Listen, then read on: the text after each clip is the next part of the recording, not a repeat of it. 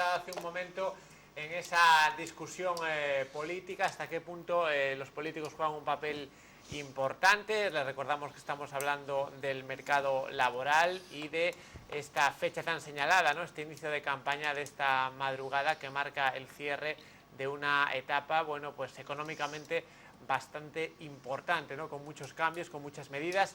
Verán impresionado ahora el teléfono para llamar a este programa, ese 981 36 99 13, y hacer sus declaraciones, vertir sus opiniones o hacer algunas preguntas a nuestros invitados sobre este asunto, ¿no? El del mercado laboral. Y les adelantaba yo antes esa medida importante, entre muchas que se han podido tomar, hay una que sin duda sobresale, ¿no? Como es la de la reforma laboral. Bueno, señor Fernández, los empresarios, ¿cómo han recibido y cómo han, digamos, digerido esa reforma con el paso del tiempo? La reforma laboral no ha sido la panacea de nada. No ha sido la panacea de nada. Yo creo que como bien ha dicho antes Arturo, ha solventado en algunos casos puntuales pues, el tema de algunas empresas en donde pues, podría haber una masificación de plantillas y ha ayudado a que la empresa se mantuviese regularizando o minorizando en horas las trabajadas por los empleados y repartiendo un poco más el trabajo que hay, ¿no?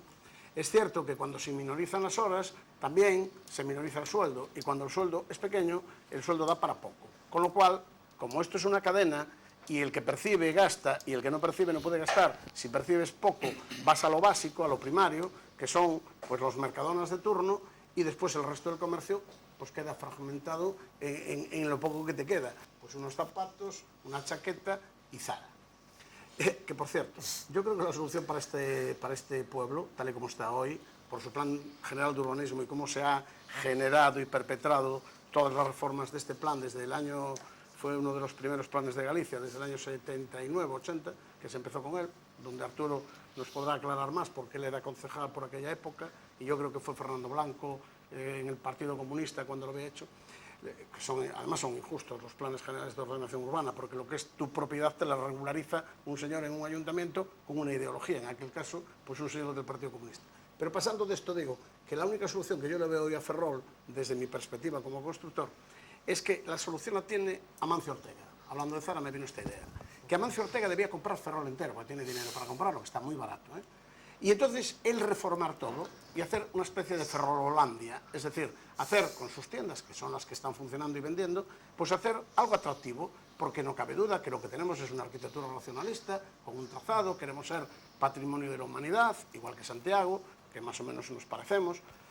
Bueno, nos falta la capilla, que no es tan grande, quiero decir, la concatedral, pero en todo caso yo creo que esto es muy aprovechable. Por un lado, estamos dentro de un país que es el tercer país del mundo receptivo de turismo, como hemos dicho antes, pero también es el tercer país en valor cultural del mundo. O sea, si España es un gran país, yo creo que ha estado mal gerenciado políticamente, creo, y los empresarios tendremos nuestra culpa, yo además ya me considero culpable. Los trabajadores también tendrán su culpa, por lo menos si se quieren ir a los 45 o los 55 años, son unos caraduras, porque si están con un trabajo y preferirse ir para casa ganando el dinero sin trabajar, me parece que no es lo que uno tiene que aspirar, porque esos señores tendrán hijos y tendrán nietos y tendrán hermanos, y lo que tendrían que aspirar sería a que, como yo tengo una edad y no voy a desarrollar en mi trabajo, mírese mi carga impositiva, contrátese personal, chicos jóvenes que se tienen que ir a la diáspora ganando 3 duros porque se van para Alemania. Mi sobrino se tuvo que ir para Brasil, un hombre preparado con 2 carreras, 6 idiomas, no sé qué, y ahora ya estaba ganando poco más que 1.000 euros, que en Brasil a lo mejor es un gran dinero, pero para vivir no lo es. Con ese dinero y con esas fuerzas y con esta preparación, porque la gente lo que está es preparada, que le enseñen de alguna manera a estos chicos que se pongan ellos en el mercado laboral, pero no cancelar la posibilidad de los puestos de trabajo, porque ahora Navate tiene cerca de 3.000, corrígeme si me equivoco, cerca de 3.000, 2.000 y pico. Pues fíjate, de los 12.000 que tú y yo hemos... 2.000, de los 12.000 que tú y yo recordamos que estaban entre Astano y Bazán, la antigua Astano y Bazán. Fíjate dónde estamos ahora. Los políticos tienen culpa de casi todo. Y si no lo tienen de todo, yo se la echo. Porque cuando se presentan a esto es para que le eches la culpa. Que en eso va, pues mira, los 20.000 euros que gana un eurodiputado, por ejemplo. Si no le echamos la culpa de algo al eurodiputado, ¿qué hacemos? O los 1.000 o casi 2.000 euros que gana un señor en el Parlamento. Si no le echamos la culpa de algo, entonces ¿para qué está ahí? O sea, ¿qué posibilidades nos ofrece? tendrá que ofrecernos algo. Y ya no hablo del ayuntamiento porque ya es bajar un poco más de estamento, pero después, si quieres, también hablamos de los ayuntamientos y te cito algo más que tú conoces como yo, de los planes generales de ordenación urbana de Ferrol, que así está, que lo único que vale es pues, para ver ruinas por ahí y aún encima con una Pero ahora seguimos hablando arquitectura de la reforma laboral. Bueno, señor Rodríguez, que mezclas mucho los temas. Bueno, es que no me da tiempo. Es que no me da tiempo. En estos años. Yo también, eso, lo circunscribo aquí a Ferrol también. Bueno, de principio, bueno, sirvió para bajar los sueldos de la gente, ¿no es? Y gente capacitada y de regularizar el mercado laboral, ¿no es? Sí que es cierto que, por ejemplo, que partíamos de una realidad, que, por ejemplo, aunque había una legislación, unas normas laborales, ¿no es? Todos los empresarios las incumplían, ¿no es? Por ahí un límite de horas extras al año que se incumple, o a lo mejor el convenio colectivo se incumplía, y yo creo que partí con esa idea, de decir, ponerlo en la realidad, ¿no? Es en lo que hay real. Pero eso hace el mismo efecto. Si esta es la ley, ahora por debajo de la ley, ¿no es? Y es así, ahí nos encontramos con unos empresarios que quieren pagar poco, tener una fiscalidad de ONG, como si estuvieran haciendo una obra social y, no sé, y que les den... Bueno, no se puede generalizar. Habrá de todo. Lo digo porque yo, en lo que me toca, yo no generalizo. Estoy casi hablando como si fuese de un sindicato.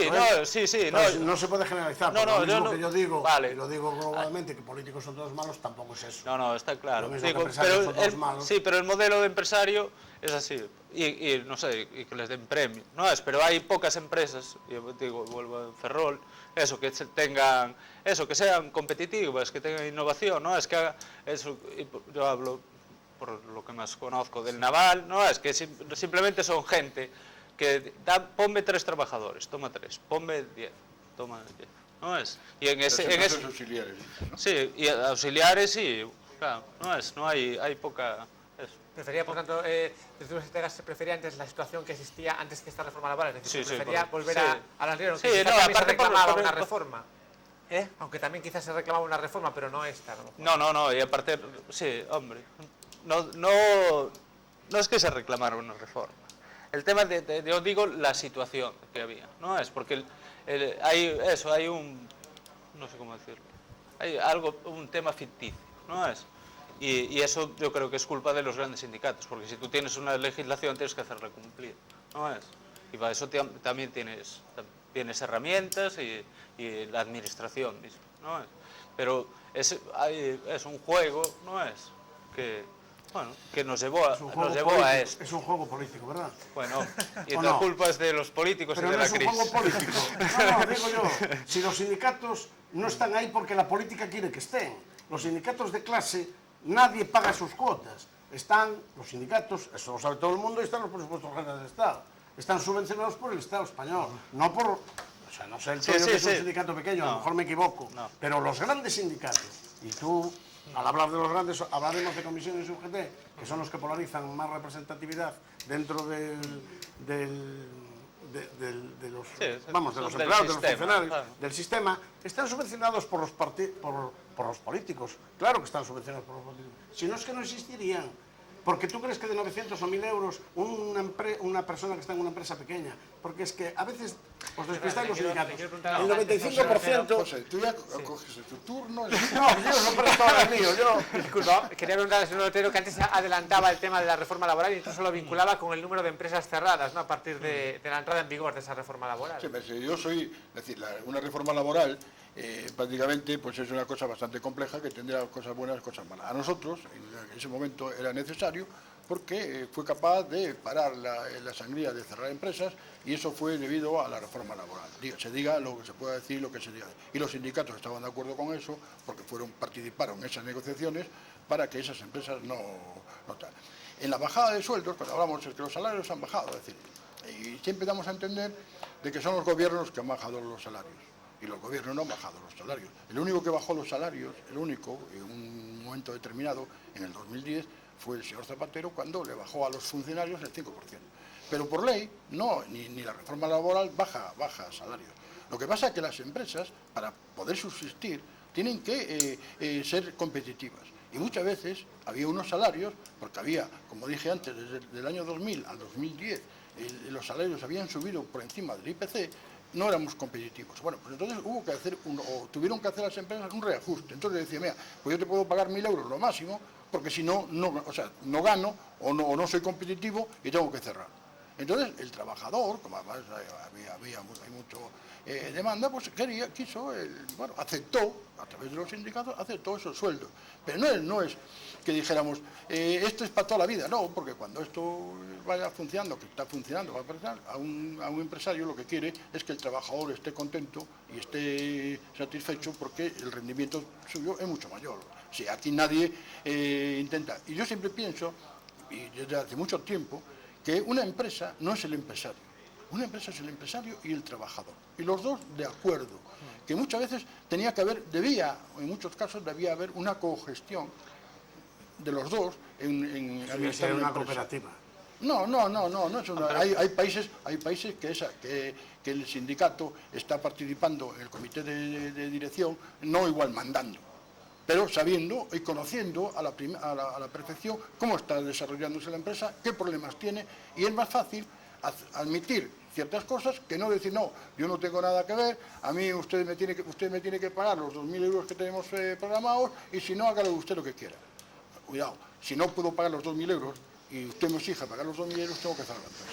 ¿Qué es lo que estaba pasando? Entonces, eso fue positivo, digan lo que digan, parte de la reforma laboral fue positivo. Y fue a las empresas grandes que a las pequeñas. Y a las pequeñas igual. Te voy a decir una cosa, No, a las medias, yo hablo de las medianas empresas. Medianas empresas de 30 a 40 trabajadores. No las hay. Esos 30 a 40... No las hay, el 95 son empresas de 1 a 5 empleados. Bueno, pues 1 a 5 empleados, pues también les convino. Porque si tú, en una empresa, te voy a decir una cosa... Yo no digo que no convenga, digo que a lo mejor fue un mal necesario. Pero digo, Ahora, la reforma. Muchas veces se dice de que la reforma laboral ha propiciado que el despido no sé qué. Y eso no es verdad. No, si lo ibas a despedir al final no lo ibas a pagar. La reforma que se hizo en el 2011, que la hizo Zapatero, obligado por Europa, el despido, cuando era por causas económicas, debido a causas económicas, estaba en 20 días. Y el otro estaba en 33 días. No se tocó eso. Y cuando la empresa de quiebra, no le pagas nada. Tenía que ir al FOES. Pero mira, la legislación laboral ya nace de un trato desigual, ¿no? Estuvo en la Constitución, todos somos iguales, pero en el mundo del trabajo no. Y las herramientas las había, ¿no es? ¿A qué te refieres? Que no entiendo eso. Digo, claro, que tú hablas como si la imposibilidad de los empresarios, de tal, y tú, el mundo del trabajo es así, uno está por encima de otro. No es, el empresario está por encima del trabajador y tu jefe, no es, es así. Y la capacidad la tenía para despedir y para, no es, en unas condiciones, no es. Y la capacidad la tenía. Y por ejemplo, lo que dice, bueno, José. Sí.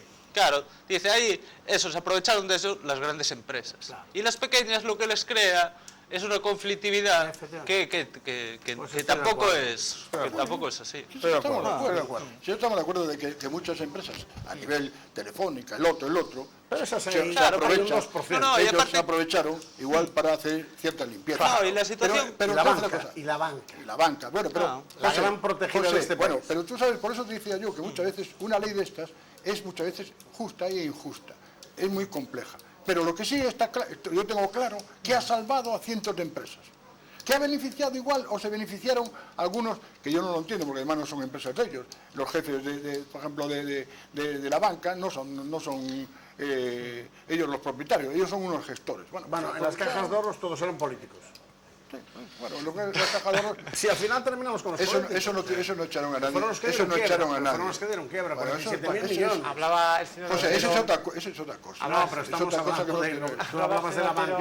Yo hablo de Telefónica. Yo hablo de Telefónica, de Resol, de compañías, de que esas aprovecharon la reforma laboral para tener que igual limpiar plantilla. Que eso fue lo malo de la reforma laboral, o la aplicación de eso fue lo malo. Pero lo bueno fue que salvó a cientos de empresas y nos salvó a todos nosotros. Y el millón de puestos de trabajo que hemos en estos 2 años fue debido a la reforma laboral. Se diga lo que se diga. Mira, yo con la reforma laboral no he podido despedir a nadie porque no me sobraba nadie, pero tampoco he podido contratar a nadie porque no sé aumenta el consumo. No hay necesidad de construir, ni hay necesidad de vender más, ni se vende más. O sea, es que Ahora la construcción se está ¿En dónde? pegando. ¿En dónde? ¿En Madrid? No, en Madrid. ¿Tú ves alguna obra en Ferrol? ¿Ves alguna en La Coruña? ¿Ves alguna en Lugo? ¿Ves alguna en Orense, en Pontevedra? Te voy a decir una cosa. Yo estoy construyendo en Colombia. Entonces, No sé si te refieres a eso. ¿cómo es posible, José, de que el paro en la construcción haya bajado y que encima se están vendiendo X pisos? Pues te lo explico por qué, te lo explico yo. Mira, si había 10 millones de empleados de construcción, se fueron para casa 9 millones, 8 millones y pico, y ahora han contratado a 1 millón más. Entonces ha bajado, pero no del inicio de los 10 millones que había. No, ya lo sé, ha bajado en el sentido que se mueve un poco más. España tiene de momento aún 47 millones de habitantes, son 19 comunidades autónomas, 17 más las 2 ciudades, y yo no digo que no se esté moviendo algo, lo que digo es que nunca este país, desgraciadamente o afortunadamente, va a tener lo que tuvo y lo que fue la locomotora de la economía del país, claro, que es el 12, lo que le vino después en la burbuja inmobiliaria. Era el 12% Pero eso solo del fue PIB, la culpa, construcción. eso solo fue culpa de quien daba unos créditos a veces de forma, pues de alguna manera loca, alocada, y de quien sin construía, enjuiciar. y de quien No, pero eran construía. las grandes empresas, porque un constructor pequeño siempre tiene que ir avalando él y su mujer y su hijo y el perro. Sin embargo, las grandes empresas compraban suelo que si lo financiaban para después recalificarlo las bancas, o sea, en este caso las cajas de ahorro fundamentalmente, pero la banca en general. Y esto es lo que hay. Y esto nunca va a ser lo De mismo. todas formas, Pero sí es cierto que se ha contratado, porque tú antes decías que hay 1 millón de puestos de trabajo creados en 4 años. Sí en que 2 es años, cierto. en 2 años. Bueno, en 4 ponle. No, pero bueno, en 2, también te lo admito. Pero sin en embargo, 2014 sí, y 2015. en el 2014, En el 2012 se perdieron 1 millón, ¿eh? en abril del 2014, había 5.457.000 parados. En 2014. Este último noviembre, que ha sido histórico, y esto todo, pues te congratulas, que también es porque viene el periodo de Navidades, a ver cómo viene después enero, después de las rebajas, etcétera. Pero bueno, hay que quedar siempre con los datos positivos y el futuro vendrá después. Y no, a lo mejor nos hace ver unas cifras distintas. Porque es el interanual, el paro tiene que ser el interanual. Entonces, de 5.457.000, que fue lo que recogió Mariano Rajoy de la herencia, cuando la prima de riesgo estaba en 640, del señor Zapatero, que fueron 4 años nefastos para la economía mundial y en particular también para la española. En el 2007 se declara casi una guerra mundial en lo económico, que quiebra todo el mundo, Lehman Brothers, etcétera, etcétera. Pero es que hoy estamos en 4.984.000 parados. Se ha creado ese millón, que es cierto, se ha creado ese millón de puestos de trabajo, pero es que también se ha, en estos últimos 4 años, incorporado como mínimo al mercado laboral otro millón de personas que están en edad de trabajar. La Universidad Complutense de Madrid saca 60.000 titulados al año. Es que tampoco te entiendo lo que quieres Pues te decir. lo explico mejor, si quieres, un poquito más despacio. Pero ¿qué conclusión quieres sacar? Te estoy diciendo que sí que se ha creado 1 millón de puestos de trabajo, y eso es positivo. Pero seguimos con los mismos parados, y eso es lo que este gobierno no puede aguantar. Pero Porque los mismos parados de que los mismos parados, el número, el nominal, de hace 2 años. Sí, claro, de hace 2 años y de hace 4. No, los de 5 hace millones 2 años que hemos vamos a ver, de hace 2 años Sí. hay 1 millón de parados. Pero hay 1 millón de personas que se han incorporado al mundo laboral, Arturo, que la gente sigue creciendo y sigue cumpliendo años. Pero si eso no es el... ¿Cómo que no es así? Sí, se hace cuenta, hombre. No, ¿Cómo que no se cuenta? Cuentas las haces más, ¿no? Creo que yo que las A ver, haces más. Los que se incorporan al mercado laboral demandando empleo, los estoy contando mal. Pero hay gente que se demanda, que hay demanda, y hay gente que se va, que coge la jubilación. Sí, claro. Entonces uno compensa a la otra. Y más en España con la demografía. Bueno, si se van a los 45 años son muy más que se van. Pues son más que se van. Sí, Pues son, pero estamos es lo hablando que de la gente que se incorpora y la gente... Es que estamos No, en el pero, mismo nominal, Arturo. sí, Es sí, que no pero me quieres no entender estamos en la en- base. pero- Estamos en los 5 millones de parados, 4.890.000. Pero- Que los 5 millones de parados son los que ve hace 4 años. Lo lees Arturo. más. Claro ¿Cómo que lo leo más. claro que- Si lo estoy leyendo aquí. Vamos a con- ver, el son Partido números. Popular, vamos a ver, ya lo sé que es así, pero lo lees mal, haces una interpretación mala. ¿Por? Te voy a decir la interpretación que hago yo, Sí, o que sí. tiene que hacer cualquier persona, que creo que es normal. Es decir, tú O estabas sea, en en principio yo ya no soy estabas normal. en un tren, atiende un momento, José, estabas en un tren que iba cuesta abajo. Lo coge el PP en el 2012 y el tren iba sin frenos al precipicio. En eso estamos todos de acuerdo. Sí. ¿Sí o no? El tren para frenarlo, no lo frenas cuando lo coges. Lo tienes que ir frenando, va bajando, y cuando va bajando, va creando parados. Y vas creando parados, y creó el PP en el 2012, Yo creo creó que 1 millón de el tren parados. se para cuando va para arriba, que es más fácil. No, pero porque aquí no- pierde inercia. No, pero vamos a ver, si tú, A ver, vas, si a tú ver. vas hacia abajo, vas sin frenos, llegas de un momento de que si tú eres capaz de pararlo, porque se decía que no se podía parar, llegarás a un momento que para, que una gestión que se hizo a través de la reforma laboral, se es capaz de parar. Pero ya has parado con 1 millón más de lo que lo cogiste. Entonces subes hacia arriba. Y ahora estamos subiendo, remontando, creando 500.000 puestos de trabajo al año, y estamos más o menos cuando lo cogió hace 4 años. Pero estamos en el mismo número de parados, Pero aquí en un Arturo. momento, pero no es igual, eso no se puede decir así. Yo no los he contado, No se están puede, aquí. sé porque ya lo sé, pero no se puede decir así, porque antes, cuando tú cogías eso, veías eso en el 2012, había 1.400 empleos perdidos cada día, y ahora se están recuperando 1.400 al día. Y ¿Qué decir? es suficiente. No, No pero es cuestión. Es que la cuestión ¿Hay es que alguien, no veo hay sea alguien mal. que, hay alguien que sea Yo no capaz digo- de elaborar posible- 5.000 puestos al día? Posiblemente no, pero el Entonces- país no puede entonces- mantener los 5 millones de parados. Bueno, le Es quería lo que te quiero preguntar, decir. antes Y que se han apuntaba, ido, ¿cuántos si teníamos inmigrantes, 6 millones. cuántos inmigrantes se han ido para sus países de origen? ¿Los estás contando esos? Porque son menos parados. Y esos no encontraron puesto de Bueno, trabajo. volvemos a centrarnos en la comarca de Ferrol. Es que hay porque muchas antes- variables. Estamos antes, hablando ¿sabes eh, qué? De gente que está afiliada a la seguridad social. Esos son los datos reales. Esos son los datos reales. gracias, Y estamos en este decía momento antes, igual que en el 2012. Pero ahora estamos remontando. Y antes estábamos bajando. Yo aquí hablo de la EPA, ¿eh? ¿O no? Gracias. Hay Yo mucha hablo de- bueno, yo no gracias, estoy de señor. acuerdo. Si a mí alguien me- a mí Yo no alguien estoy me de cuenta- acuerdo. Gracias. Hablaba antes el señor Fernández de esa No estoy de discriminación. acuerdo. No, yo tampoco. Le Pero es igual, es la verdad. le quería preguntar al señor Eso es la Rodríguez verdad. por esa situación de discriminación de la comarca de Ferrol a la que hacía antes referencia el señor Fernández, ¿no? Esa discriminación que parece que hay con Ferrol respecto a otras zonas de Galicia o de España. Desde la USTG, ¿cómo se ve ese trato, ¿no?, a la comarca de Ferrol? Bueno, yo lo que decía es, claro, Ferrol es una situación muy particular, y lo que decía yo, que estamos en una situación que tenemos un paro estructural, como decía al principio, Del 27%. sí, del 27%.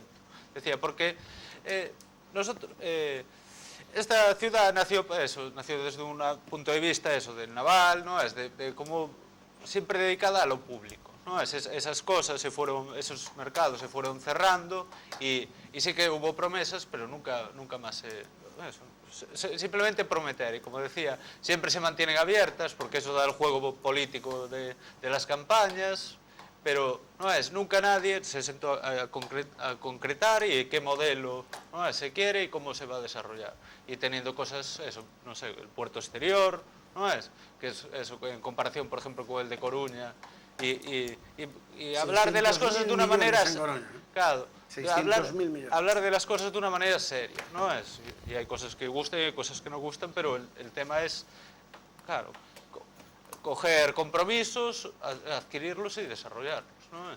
Ahora del ámbito público, ¿cree que se debería atender quizás en algunos sectores a lo privado? Me decía ahora que No. Ferrol creció en torno a lo público. No, el tema es que el mercado, por ejemplo, Navantia es lo que es. Ya eso, no se puede volver al tiempo de los romanos y que vaya a tener 20.000 empleos, ¿no es? Porque sí, por el bocadillo, o no es, en unas condiciones laborales. Y eso, y aparte de eso, sí que hay compromiso, reindustrialización, ¿no es? De tal. Y eso nunca se llevó a cabo, ¿no? Y lo que tienes que ser consciente es de tener unas políticas, ¿no? Tanto desde gobierno central, autonómico, local, ¿no? Tener unas políticas que frenen la situación que está, que está pasando en Ferrol. Porque se dice que si el naval muere Ferrol, pero no, será el Ferrol de que sea. Es que Con el naval no muere El Ferrol del Ferrol. naval también hay que decirlo, si quieres te hago este apunte, por si no estamos pensando en ello. El Ferrol del naval tenía 99.000 empleos, 99.000 personas viviendo en Claro, Ferrol. Y hoy hay 66.000. Claro. Y de eso, el 40% son jubilados. Sí, por eso, y digo, y será el Es que Ferrol mira que la sea, diferencia. no es, pues la capacidad de negocio y de Una tú aldea, desarrollar una aldea tu como vida Rivadavia. como, de una manera Una digna. aldea como Y Rivadavia. hablaba antes de la reindustrialización, ahí se me venía ahora a la cabeza el plan Ferrol, ¿no? ¿Cómo se valora esa iniciativa, por ejemplo? Sí, es de la misma manera, ¿no? Sí que hay el plan Ferrol, Costa Noroeste, ¿no? Hay distintas, siempre hay, pero no hay, es de una manera... No es cierto. Sí, de una no hay manera promesas, efectiva, quieres efectiva, decir. ¿no? Sí, no es como de una manera seria, de una manera debatida y al final es lo que digo, siempre mantener el juego, ¿no? Es que te permita, sin hacer demasiado, ¿no? Es estar seguido en la madeja, ¿no? Bueno, y en esta comparación del mercado laboral de Ferrolterra con otras zonas de Galicia y de España, señor Otero, ¿qué tienen que decir los ciudadanos, ¿no? ¿También se ve esa discriminación o cree que no hay tanta, ¿no? Como se dice muchas veces? Mira, yo siempre, muchas veces, he estado aquí en la tertulia y defendí un punto de vista que es el siguiente. Es decir, los ferrolanos tenemos, en muchos casos, tenemos que ser lo reivindicativo que debamos para conseguir cosas. Es decir, la política, yo la experiencia que tengo en la política es de que hay un gobierno o hay la Xunta o hay otra entidad que no tiene un dinero ilimitado, tiene un dinero muy contado.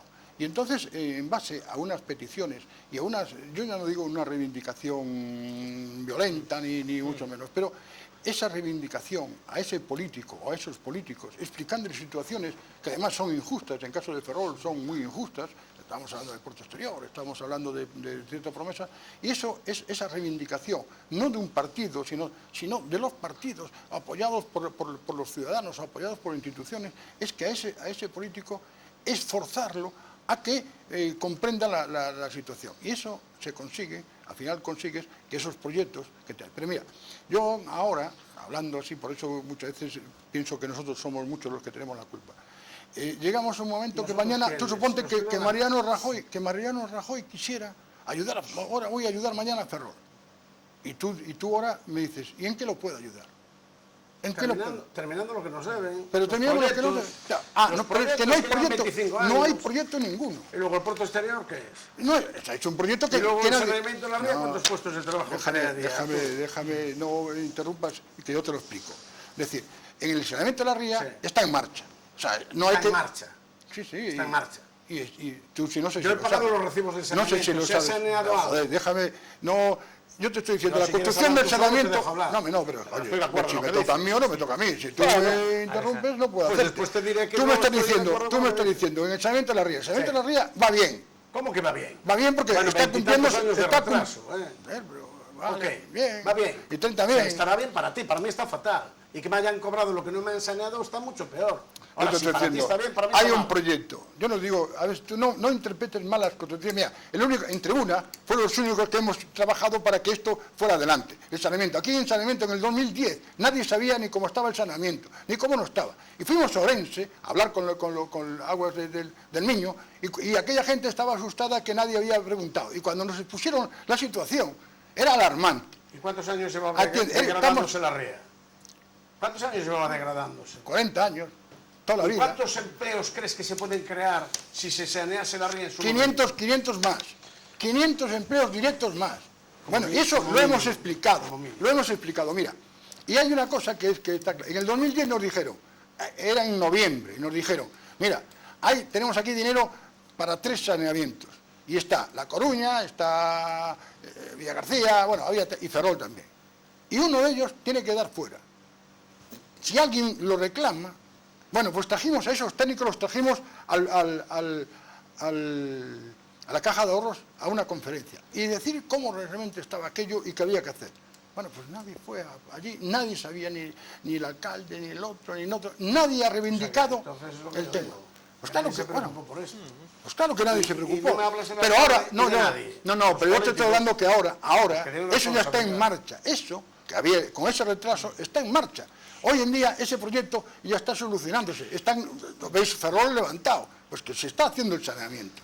Y ahí ya no puede Rajoy, aunque quisiera, o Felipe González. O Felipe González, yo te hablo del presidente del gobierno. González, sí. Ese, aunque quisiera mañana apurar el saneamiento, era imposible, porque ya está. Lo que había que apurar es el proyecto del tren. Ese pero, sí. Eso, claro, pero que eso fue una reivindicación nuestra de toda la vida. Pero ¿qué pasa? Que yo no la achaco al ministro o a la ministra o a quien sea, la achaco a los ferrolanos. Y te voy a poner, es culpa nuestra. Te voy a poner un ejemplo. Hoy, lo que decías, en el Parlamento hoy se discutió de que si Reganosa debía entrar aquí o salir. Y hubo ahí unas votaciones, y hubo no sé qué. ¿Tú crees que es una batalla Reganosa? Digan lo que digan, yo no me gusta que esté en la ría, pero es una batalla perdida. Eso, fue la mayor paridad que se hizo en la ría de Ferrol. Pero es una batalla perdida. A mí lo que me gustaría que en vez de ese debate de Reganosa, fuera el debate del tren. Y comprometer allí a la ministra y comprometer al gobierno de que tiene que presentar el proyecto. Y aquí nadie, absolutamente nadie, ha reivindicado el proyecto del tren. Nadie. Hablo de políticos y de entidades. Claro. Hablo de sindicatos que tienen una organización. Yo no puedo porque no tengo organización. Yo tampoco. Bueno, pues entonces, pero eso, por eso a mí cuando yo hablo de estas cosas digo, aquí si esta gente quisiera, y lo ves en el tema de Reganosa, podía. Aquí se hizo se paralizó el Ría de Ferrol por un problema de Reganosa. En un momento determinado que fue a la cárcel el señor Bastida, amigo mío, y que yo tuve que ir a pie hasta allá porque él no era el culpable. No, para intentar que eso, porque yo consideraba que él no era el culpable directo del tema, sino que había otras cosas. Pero es decir, esa guerra, que era una guerra perdida, si esa guerra se hubiera utilizado para que pusieran el tren al puerto exterior, que además va a ser en el futuro nuestro motor de cambio, ahora estaríamos con tren. Y nadie se preocupó, alguien se preocupó de Reganosa. Pero se tienen políticamente, que preocupar los políticos de esta ciudad, que tú dices que son los que nos representan. Pues eso es lo que te estoy diciendo. Son los políticos, Oye, los políticos y las instituciones. Como Fernando y yo. No, y las instituciones, y la radio, y la televisión, y la prensa. Pues que la prensa... Ahora que habla de La prensa demandas, está vendida. para terminar el Entonces, debate, ¿para qué le echan la culpa? vamos a empezar la ¿Para qué última le echan la ronda culpa a de otros si intervenciones? estamos diciendo nosotros? Empezamos, como digo, la última ronda de intervenciones. Yo decía que el próximo gobierno parece ser, según las encuestas, que va a ser un gobierno de pactos, va a ser un gobierno sin mayoría absoluta, y centrándonos en ese futuro, hablando de demandas, señor Otero, ¿cuáles serían sus principales demandas, o desde el ámbito de los ciudadanos, las principales demandas que les haría al nuevo gobierno de España? Mira, el problema de España y nuestro es el paro. Ese es el primer problema y es el que problema tenemos que atajar. Y entonces todas las instituciones, hablo desde el gobierno hasta el ayuntamiento, hasta la Junta, cualquier decisión que tome tiene que ser en función del paro. Y te digo una cosa porque veo, por ejemplo, en decisiones, para que la gente lo comprenda, en decisiones que se toman, por ejemplo, a nivel local. Yo cuando oigo de que no se va a dar a la subvención o hay problemas por la subvención de Semana Santa en Ferrol es una fuente de riqueza. Aparte de lo cultural, aparte de lo religioso, es que aquí vienen miles de personas que dejan en la hostelería, en bares, en todo y eso hay que cuidarlo. Y eso, seas de derecha, de izquierda, de extrema derecha, es igual. Tú eso lo tienes que cuidar si eres gestor. Bueno, pues eso, cuando dices que eso te retraes, ¿qué quiere decir? Que la prioridad de esa gente, o de ese que dijo eso, no es el empleo. El alcalde, ¿quieres decir? Bueno, el alcalde. Es que habrá que dar nombres y apellidos. Bueno, eso todo el mundo, yo tengo una cosa. Todo el mundo cuando se habla del ayuntamiento, en el fondo yo creo que el ayuntamiento es una corporación y el equipo de gobierno es el que decide eso. Las declaraciones fue el alcalde. El alcalde fue... Que será el que manda. Pero el que manda es el equipo de gobierno, me imagino. Yo creo que no. Bueno, pues el ejecutivo será el si manda el ejecutivo, pues es el alcalde. Concejales. Bueno, pues es el alcalde. Pero ¿qué decirte con eso? Que eso quiere decir que todas las instituciones tenían que ser en función del empleo. Entonces aquí, ¿qué necesitamos nosotros? Nuestro foco de empleo será el puerto exterior, será el motor. Entonces necesitamos que rápidamente nos hagan un proyecto y que empiecen, porque van a empezar en Coruña con el tren al puerto exterior antes que nosotros, empezando después, y ese dinero no hay dinero para tantos. Y entonces teníamos que unirnos,